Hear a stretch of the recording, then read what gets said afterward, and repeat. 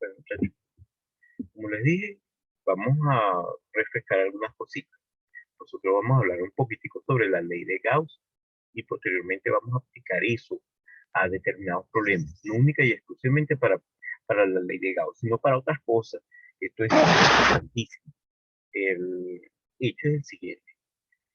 Nosotros sabemos ya el concepto de línea de fuerza. Acuérdense que la línea de fuerza es una trayectoria imaginaria en el espacio que tiene la cualidad que en cada uno de los puntos de esa trayectoria imaginaria, si nosotros dibujamos el vector campo eléctrico, ese vector es paralelo, es tangente a esa línea en cada uno de los puntos.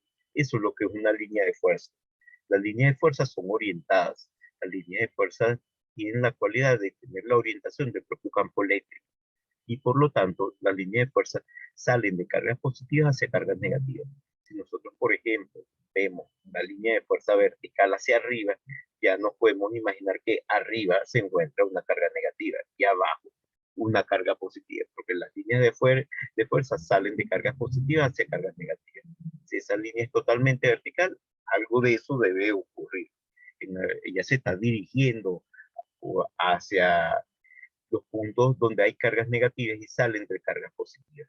Posteriormente, ya al final del curso, vamos a hablar nosotros de otro tipo de campo eléctrico. El campo eléctrico que cumple con esa condición se llama campo electrostático, sale de cargas. Ahora, la ley de Gauss nos dice que el flujo, que es el nombre que le damos nosotros al producto del campo, punto, el diferencial de superficie, muchachos, cuidado, producto escalar, acuérdense cómo se calcula un producto escalar, módulo del primer vector por módulo del segundo vector por el coseno del ángulo entre ellos. Vamos a entender, según lo que nosotros vimos ayer, qué nos dice esa relación.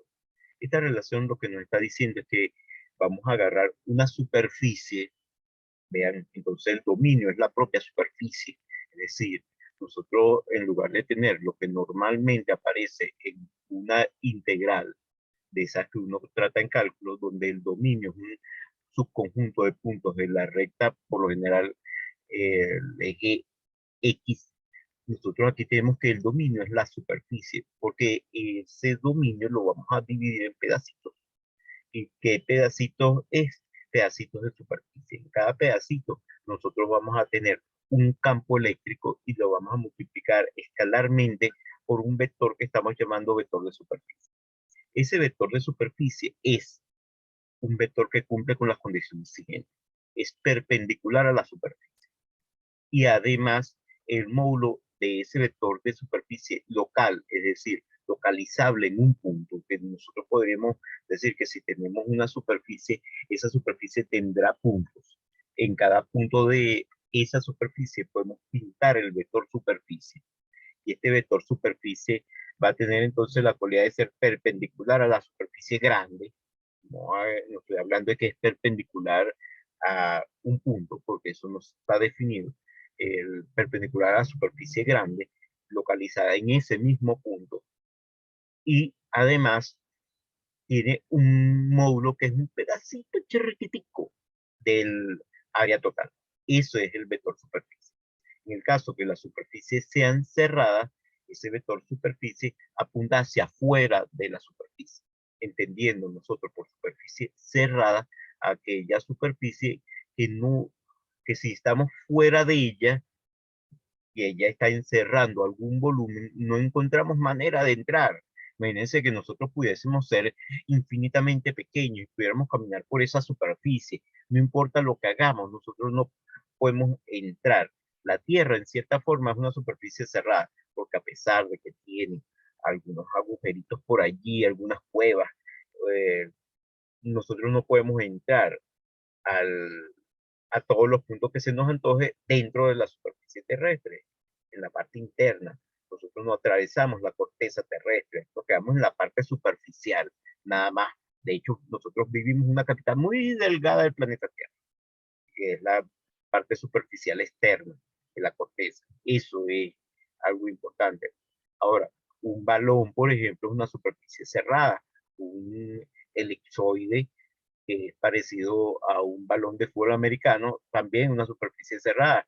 Un peluche por lo general es tiene una superficie externa que es una superficie cerrada. pero hay superficies abiertas. Una hoja de papel, por ejemplo, nosotros no podemos identificar cuál es el volumen encerrado por esa hoja de papel. Y por supuesto, no podemos estar en la parte de afuera y en la parte de adentro de la hoja de papel. Estamos suponiendo que la hoja es extremadamente delgada. Ahora, el hecho es que el señor Gauss, el gran físico y matemático, encontró una relación importantísima, que es la ecuación que nosotros llamamos ley de Gauss. El flujo lo que mide es el número de líneas de fuerza que atraviesan la superficie, es decir, es proporcional al número de Profe, líneas de fuerza que atraviesan la superficie. Pero hay unas reglas de profe, conteo. Las profe, reglas de disculpe. conteo. Dime. Que hay gente esperando para el acceso. No sé Perfecto, si... gracias. Ya los acabo de hacer. Gracias. Ok, no hay problema. A mí no me importa que me interrumpan. De hecho, háganlo, muchachos, porque es malo que ellos esperen. Y es que no, mi teléfono no avisa, no sé qué le está pasando y además mm, Zoom tampoco me avisa. Entonces, si ellos me mandan un mensaje por teléfono, no lo voy a ver, no me entero. Entonces, el teléfono está fallando hace algunos días en eso. Entonces, vean, sabemos entonces que si dividimos una superficie grande en pedacitos muy pequeños, y en cada uno de esos pedacitos calculamos el producto escalar del campo eléctrico por el diferencial de superficie definido ese campo eléctrico como lo habíamos definido en las primeras clases, pues, y el vector superficie como lo estamos definiendo ahorita, que es un vector que es perpendicular a la superficie, pero en cada punto es perpendicular a la superficie y además dicho vector tiene localmente el valor del área. Es decir, nosotros nos imaginamos una superficie extremadamente pequeñita que pertenece a otra y en cada uno de esos puntos pintamos un vector perpendicular a la superficie. Ese vector perpendicular a la superficie lo multiplicamos posteriormente con el área, pero un área chiquitita, extremadamente pequeña, que pertenece a la superficie. Eso es lo que nosotros llamamos flujo. El flujo mide o es proporcional al número de líneas de fuerza que atraviesan la superficie. Ahora, el señor Gauss, el gran físico y matemático, encontró que ese flujo era exactamente igual a la carga neta encerrada, es decir, a la sumatoria algebraica de todas las cargas que se encuentran dentro de la superficie dividida entre la permitida del espacio libre. Esta ecuación es lo que nosotros llamamos ley de Gauss, una de las ecuaciones más importantes de toda la física, porque con cierta variación hasta se puede aplicar a cosas que no tienen nada que ver con electricidad. Nosotros podemos aplicar la ley de Gauss hasta campo gravitacional si queremos, porque la fuerza gravitacional y la fuerza eléctrica tienen exactamente la misma forma. Son directamente proporcionales al producto de algo. En el caso de la ley de Coulomb, la fuerza eléctrica es directamente proporcional al producto de las cargas. En el caso de la ley de gravitación universal es directamente proporcional al producto de las masas e inversamente ambas al cuadrado del inverso de la distancia que separa a los dos objetos. Vean que prácticamente tienen la misma forma y se le puede aplicar también la ley de Gauss al campo gravitacional. La ley de Gauss es algo extremadamente importante. El hecho es que esta ecuación lo que permite es calcular esta cantidad, flujo. Ella lo que define el flujo, pero a veces eh, tiene una cualidad importante. A veces nos permite calcular el campo, pero no siempre. A veces, no siempre. Es decir, ella es una ayuda invaluable para determinar algunos campos, pero no es algo que lo haga siempre. Nosotros sabemos que la ecuación que siempre nos va a decir cuál es el valor de un campo es simple y llanamente extrapolar esta relación de cargas puntuales que voy a colocar aquí.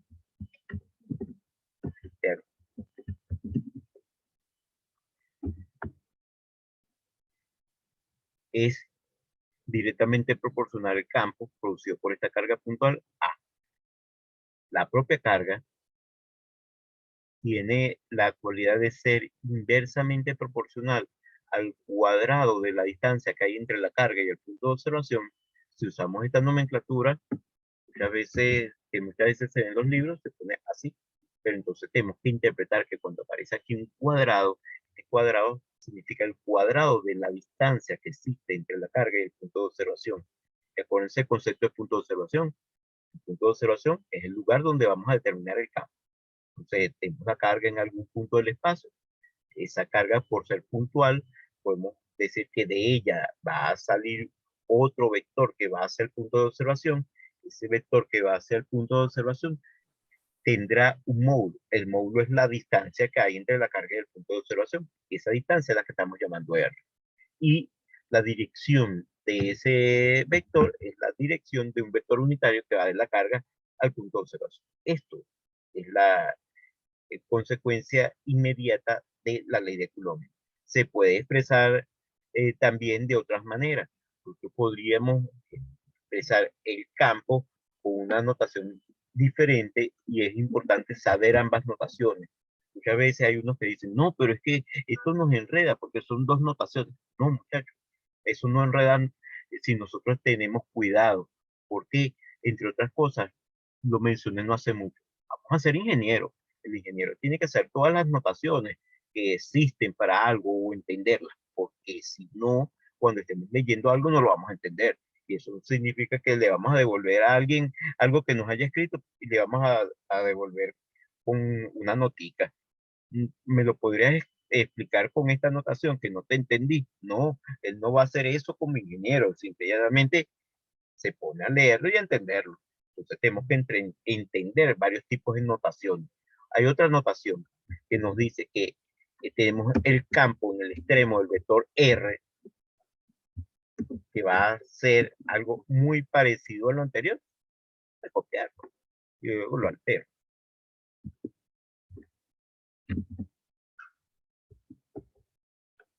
Bien, ya no hablamos de el R en el mismo sentido que antes.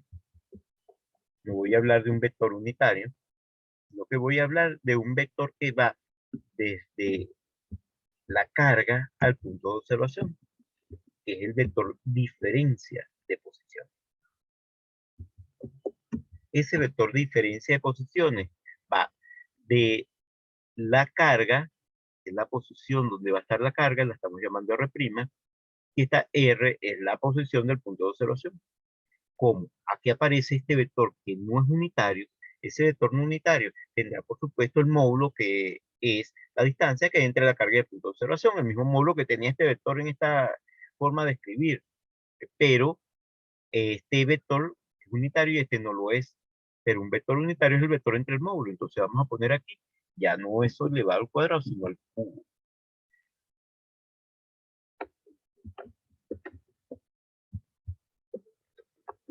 O sea, aquí tenemos algo como esto, hacerlo bien, es un paréntesis donde no hay ido. La cantidad es lo que va aquí, pero acuérdense, distancia. Si lo pongo así, voy a cometer un error común y quiero que ustedes me ayuden. Que eso está mal escrito, ¿por qué?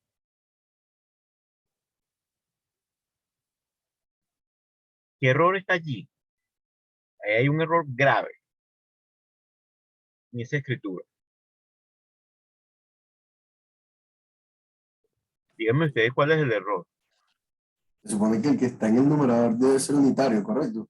El que está en el numerador es unitario, no necesariamente, porque yo puedo agarrar esto, vean muchachos,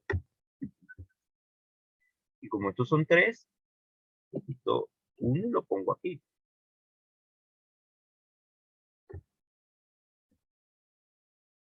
Y esto sería unitario, si creemos en eso.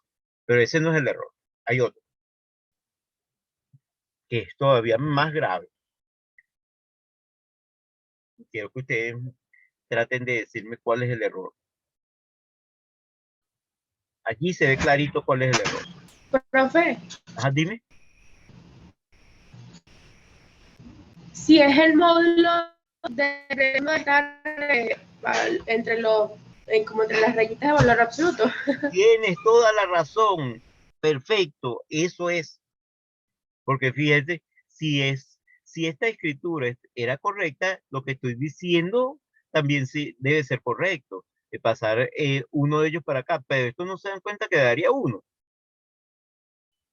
Y entonces el numerador, miren, no tiene ningún vector, entonces resulta ser que hemos llegado a algo bastante raro, porque estaríamos encontrando un vector que no es vector, porque este lado es vector, pero este otro lado es una cosa extraña.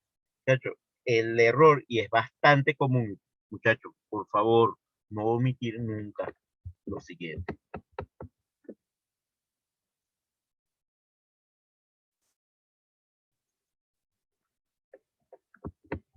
Que en en el mundo de los vectores no está definida la división por vectores. Tenemos que tomar en cuenta eso. No se puede dividir entre vectores. Le vamos a poner aquí el exponente que va. Esto lo voy a poner de este lado.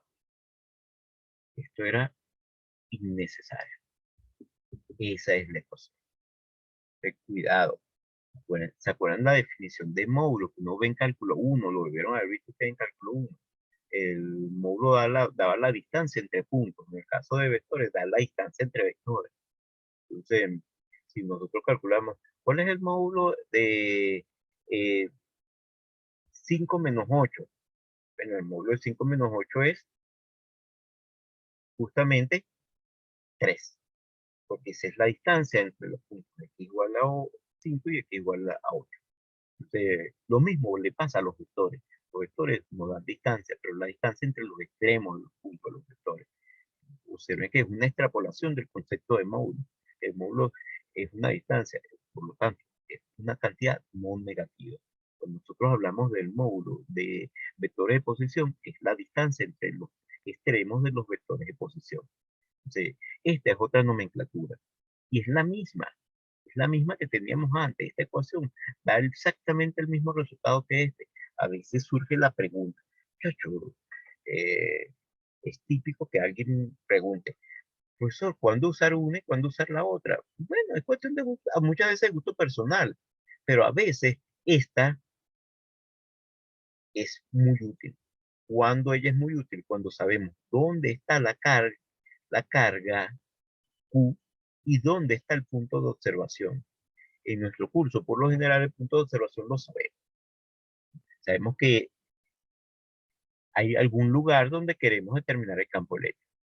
Ese lugar, si usamos un sistema de referencia, vean bien entonces, necesitamos sistemas de referencia para poder usar esas relaciones. Si usamos un sistema de referencia, vamos entonces a poder determinar en función de ese sistema de referencia cuál es la posición de ese lugar donde vamos a determinar el campo eléctrico y cuál es la posición de la propia carga. Ahora, si tenemos un objeto que tenga muchísimas cargas, como los campos producidos por varias cargas son la suma de los campos, nosotros podríamos decir que a ese objeto lo dividimos en pedacitos pequeños y disculpen, en pedacitos pequeños y cada uno de esos pedacitos pequeños de carga va a producir un pedacito del campo. Por supuesto, que vamos a tener entonces que hacer para calcular el campo, sumar todos los pedacitos de campo, pero esos pedacitos pequeñitos de campo, esas porciones extremadamente pequeñas de campo que nos está dando cada diferencial de carga, se va a convertir entonces en una integral. De allí que lo que nosotros estábamos hablando ayer es extremadamente importante, pero este tipo de integral va a ser más complicado en cierta forma que las integrales que estábamos viendo nosotros ayer. ¿Por qué? Porque los vectores tienen 3 componentes, uno en el eje X, uno en el eje Y y uno en el eje Z. Por lo tanto, esta ecuación disfraza 3 componentes en líneas generales. ¿Qué ocurre? Que a veces vamos a tener que integrar 3 veces. Una para conseguir la componente en el eje X, una para conseguir la componente en el eje Y otra para conseguir la componente en el eje Z. Pero esas integrales van a ser integrales de tipo definidas. Vamos a hablar sobre eso en un ratito. Van a ser definidas. ¿Por qué? Porque los objetos tienen unas dimensiones finitas. nosotros vamos a darnos cuenta que el objeto que produce la carga tiene todo un conjunto de puntos y fuera de ese conjunto de puntos no se encuentra él. Por lo tanto, tenemos que delimitar cuáles son los puntos en los cuales nosotros vamos a hacer esa suma. Recuerden que la integral es una suma, pero una suma de cantidades infinitamente pequeñas. Eso es sumamente importante para nosotros. Entonces, eso que estoy hablando ahorita es lo que se conoce con el nombre de distribuciones continuas de carga, que es algo extremadamente importante. Las distribuciones continuas de carga, si nosotros las entendemos bien, mucho de lo que nosotros vamos a hacer en el curso es prácticamente, para decirlo en lenguaje coloquial, como lo decía un conocido mío, que él siempre lo decía, pero no le iba muy bien. Él decía, es pan comido. Entonces, pero él fue compañero de clase mío en la universidad y abandonó la universidad en el primer semestre, así que no era tan pan comido las cosas. Entonces, tenemos que darnos cuenta que hay que trabajar para poder dominar algo. Eso es cierto. Pero tenemos primero que dominar el concepto. Muchos queremos resolver un problema antes de saber la teoría. Ese camino funciona a veces funciona. Porque uno puede empezar a corregir los errores resolviendo un número elevado de problemas.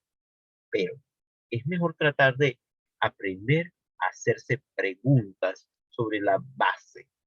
Y después que hacemos preguntas sobre la base, tratar de resolver esas dudas. Entonces, aprender a entender qué es lo que dice cada una de las expresiones. Aprender a entender el significado de las leyes de la física.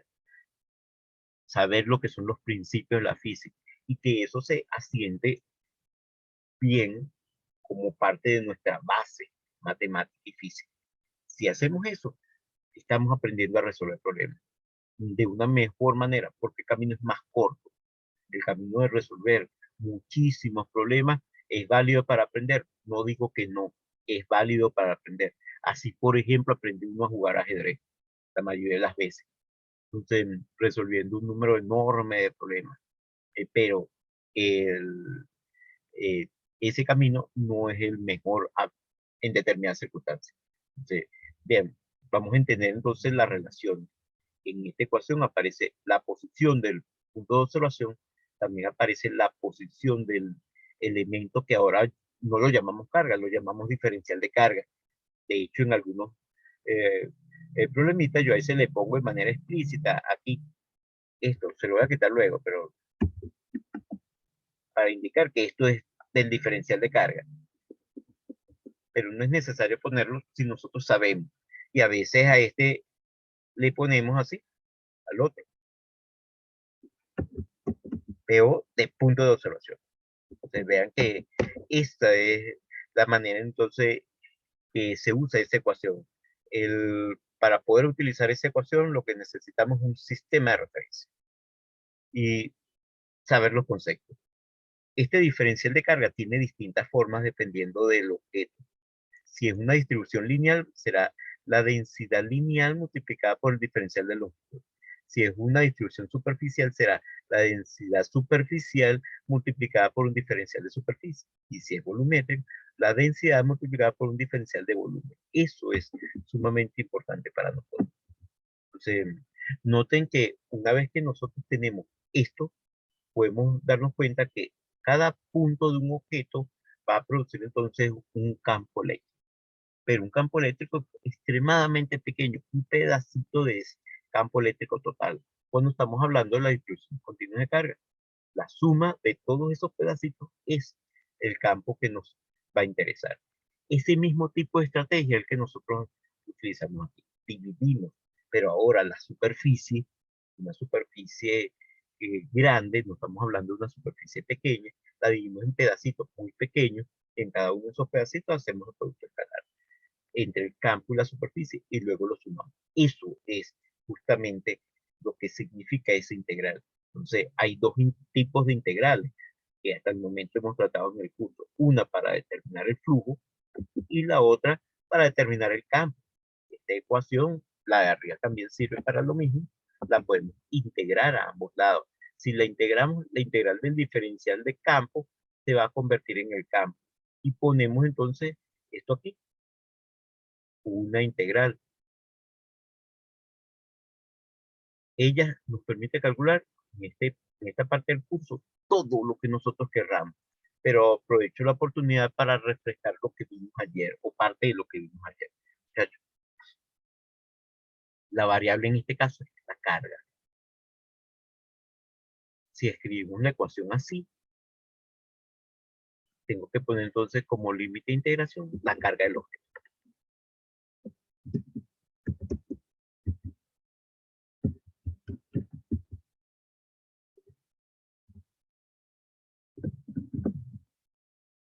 Algunas veces llaman a eso la carga y la configuración de carga.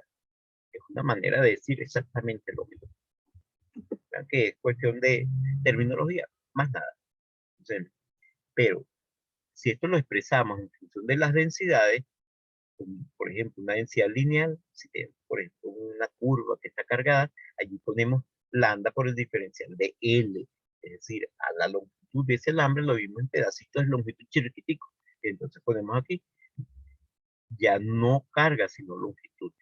Si le ponemos una superficie, no ponemos carga, sino superficie. Aquí se dice cuál es el dominio, cuál es la región cargada a la cual nosotros le estamos haciendo el cálculo. Pero cuando es de diferencial de carga, tenemos que hablar que los límites de integración, expresados de manera sucinta, como lo estamos haciendo aquí, es carga. Están representados por carga. Eso es sumamente importante para nosotros. Ahora, vean, es interesantísimo que notemos que la ley de Gauss le interesa solamente la carga encerrada. Ella no le interesa la carga que está por fuera, solamente la carga encerrada. Si nosotros tenemos, por ejemplo, aquí una superficie, la pinté como una esfera, no la pinté con mucho detalle, porque estaba en cierta forma apurado en ese momento, cuando hice la guía. Me disculpan eso. Aquí tengo una esfera que tiene 3 carguitas puntuales adentro y hay una por fuera. La ley de Gauss dice que solamente nos interesan las cargas que están dentro. Eso es lo que nos dice esa ley. Le interesa la carga neta dentro, no la que está afuera. Entonces sumamos todas las cargas que están adentro y eso nos daría el valor del flujo. Sumamos la carga y la dividimos entre la permitida del espacio libre. De hecho, sea menos 20 Q1 más 2 Q2, más esta otra que la que Zoom no me deja ver, déjame arrimarlo para verlo, porque el aviso de Zoom estaba justamente, esta otra que es Q1, está sobre ella. Entonces no la podía ver. Entonces, bien, de esta manera nosotros entonces tenemos algo sumamente importante en este caso, que es cómo nosotros podemos usar la ley de Gauss para determinar el flujo. Con las densidades ya podríamos determinar el flujo. Por ejemplo, en una clase pasada nosotros calculamos cuál era la carga que tenía un disco. Si ese disco lo encerramos en una superficie, podríamos decir cuál es el flujo que produce ese disco cargado en esa superficie. ¿Por qué? Porque ya teníamos una manera de calcular la carga de ese disco y esa carga dividida entre la permitida del espacio libre es el flujo. Pero cuidado, no el campo. La ley de Gauss realmente lo que permite calcular siempre el flujo, es una ley de flujo. A veces va a permitir, como un regalo adicional, conseguir el campo. Y eso es lo que nos interesa a nosotros ahorita. Vean, para esto tenemos que resaltar, y voy a resaltar esto con bastante detenimiento, lo que nosotros conocemos por el nombre de simetría. La simetría es algo extremadamente importante. Hay muchos tipos de simetría. La simetría es una propiedad geométrica. Tiene que ver con la geometría de los objetos. Aunque nosotros vamos a extrapolarlo y vamos a hablar de una simetría eléctrica, término que a veces no aparece en muchos libros. Entonces, nosotros vamos a decir que vamos a tratar una simetría cuando se cumple un solo tipo de simetría. Hay muchos. La simetría tiene que ver con transformaciones, intercambios, rotaciones, movimientos de algo y que no mediante ese tipo de cositas que se le haga a ese algo, a ese objeto geométrico, no cambia entonces alguna de sus propiedades. Pero de todos los tipos de simetría que nosotros podemos definir ahí un número bastante grande, nos va a interesar solamente uno. Es llamada simetría por abatimiento. La simetría por abatimiento es la clave para entender muchos problemas que tienen que ver con ley de Gauss. Eh, Vamos primero a refrescar, por eso ya lo hablamos alguna vez, lo que es abatir.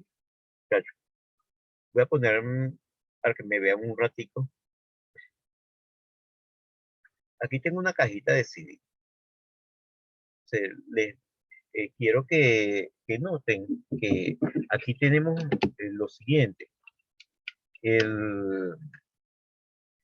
Una superficie que podemos nosotros girar.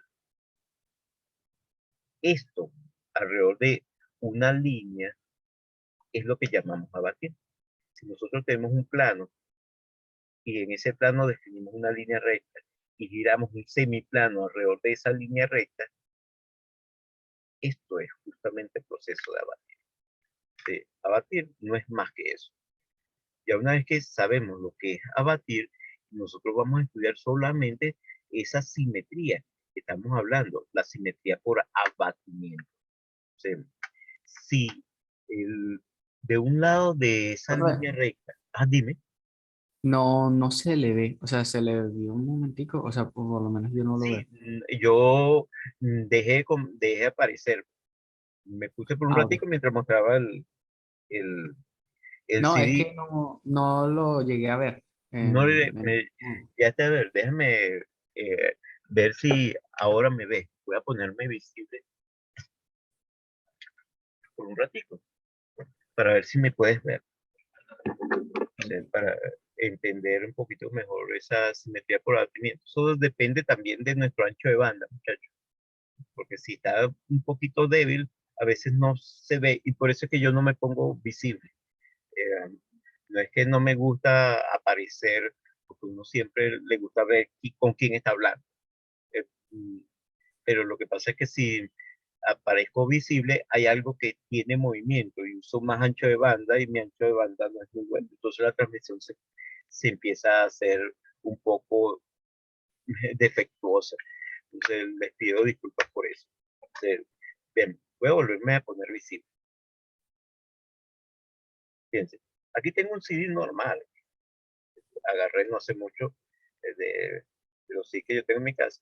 Y lo que estaban diciendo por abatimiento es simple y llanamente ver que, imagínense que tengo un plano, superficie plana, y defino una línea recta que pertenece a ese plano.